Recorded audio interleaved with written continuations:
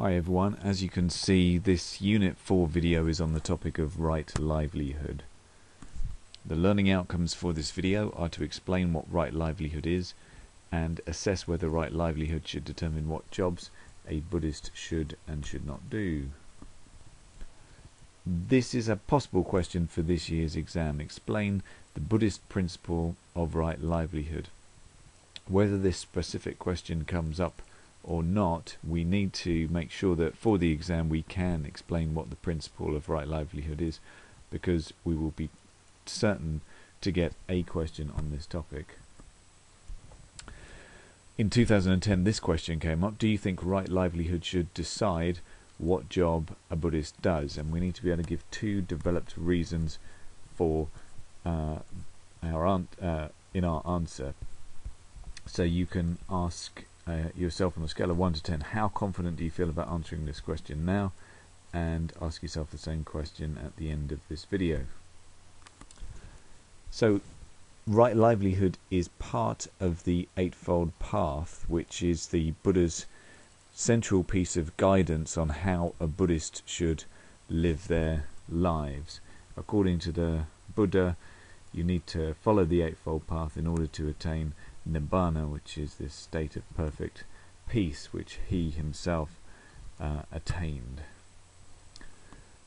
Right livelihood is also linked to the 5 pansals, the 5 vows that a Buddhist makes when they become a Buddhist: to not kill anything, not steal anything, not to lie, to refrain from sexual misconduct, for example adultery, and also not to take intoxicants which cloud your mind, for example drink and drugs. So what does right livelihood look like? Well, it could look like that, a nurse caring for a patient. The nurse in her role should be demonstrating loving kindness and compassion and helping to ease the suffering of others.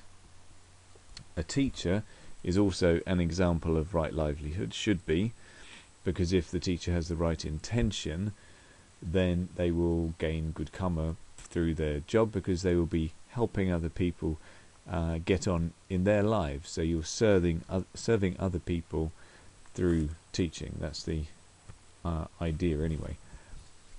Also, being a doctor could be right livelihood, because you can be saving lives. So one of the 5 pansals, the first one is not to kill, but also to try and protect and cherish life. So a doctor who saves people's lives in emergency surgery, for example, that would be an example of right livelihood.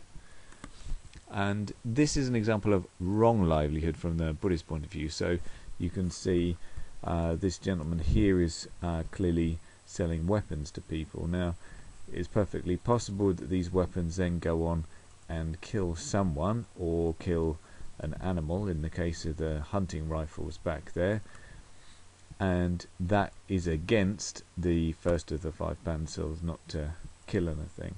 So even if he's not personally pulling the trigger, he's enabling somebody to potentially commit a murder. And this is a picture from America in which there are, I think, 12,000 roughly people killed in gun crime every year. It's clearly a lot.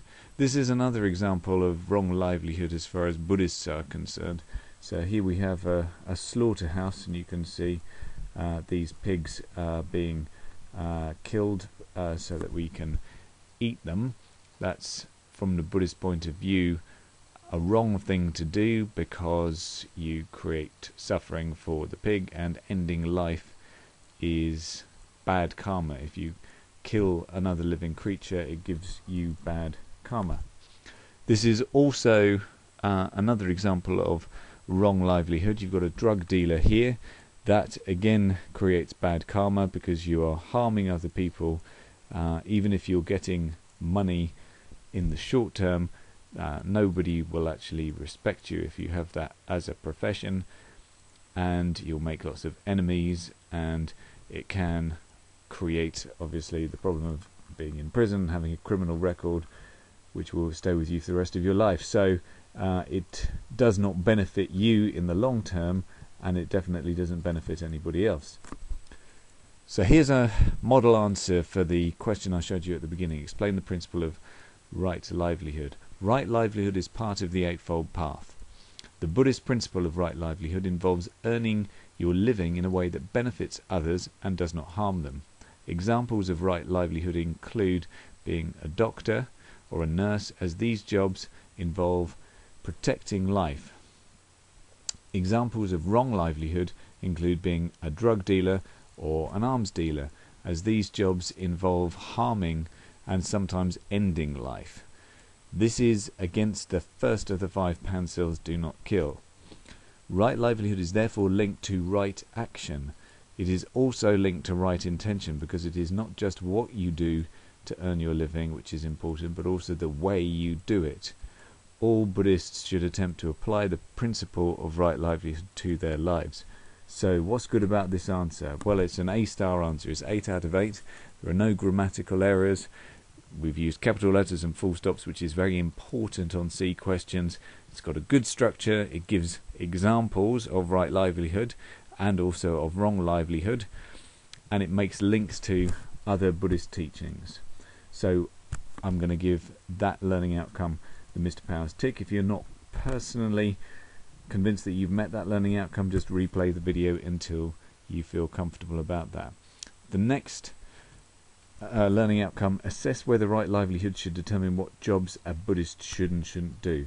Well, on the one hand, right livelihood is an essential part of the Buddhist path, and if you do not follow the Eightfold Path, how can you expect to reach Nibbana? Also, if Buddhists have a job which goes against right livelihood, then that means they're going to be gaining bad karma. On the other hand, you could say, in today's world, concerns need to be balanced. While it's desirable that all Buddhists should follow right livelihood, it could be argued that as long as a person has a career they enjoy and make money from, it does not matter what they do. And this is especially true if a person takes a job against right livelihood in order to provide for their family. Now, to me, that's a very weak argument, but that is an argument on the other side, and it's important that we can see things from 2 points of view. I mean, if you're going to call yourself a Buddhist, in my personal view, you should attempt to follow the teachings of the religion.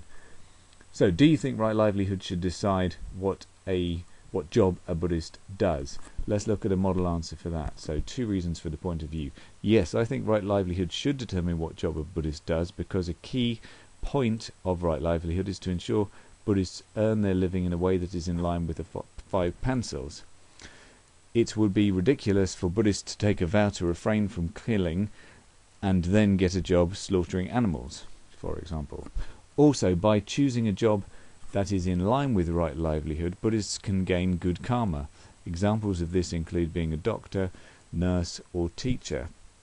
By helping others, all of these careers could help Buddhists along the path to Nibbana. 2 developed reasons, 4 out of 4. And that is the end of our video. Thank you very much.